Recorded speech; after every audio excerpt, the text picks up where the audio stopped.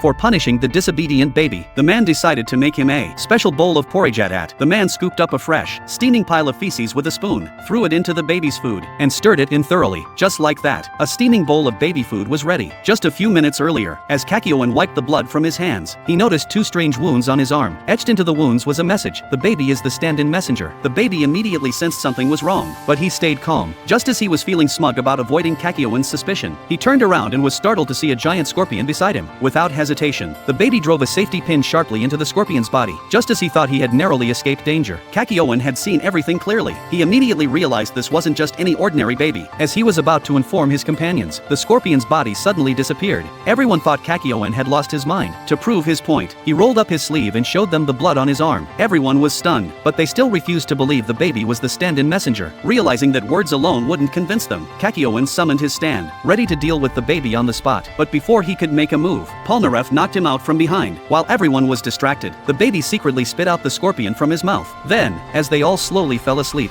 some unsettling things began to happen. When Jotaro opened his eyes again, the three of them found themselves in a twisted, nightmarish amusement park. Polnareff was the first to react, telling everyone that Kakyoin had been telling the truth. The baby was the stand-in, and this was the dream world. The first abnormality appeared with Polnareff's hair, which suddenly grew much longer and wrapped around him, binding him to a pole. Next, Jotaro's golden chain began to expand, tightening around his neck. Then Joseph's prosthetic limb swelled to an enormous size, completely restraining him. This was the power of Death 13. In the dream world, it had full control. Death 13 grabbed its scythe and charged toward them. Jotaro immediately summoned his stand, but in the next moment, his stand turned around and attacked him. After a brutal round of attacks, Jotaro was sent flying.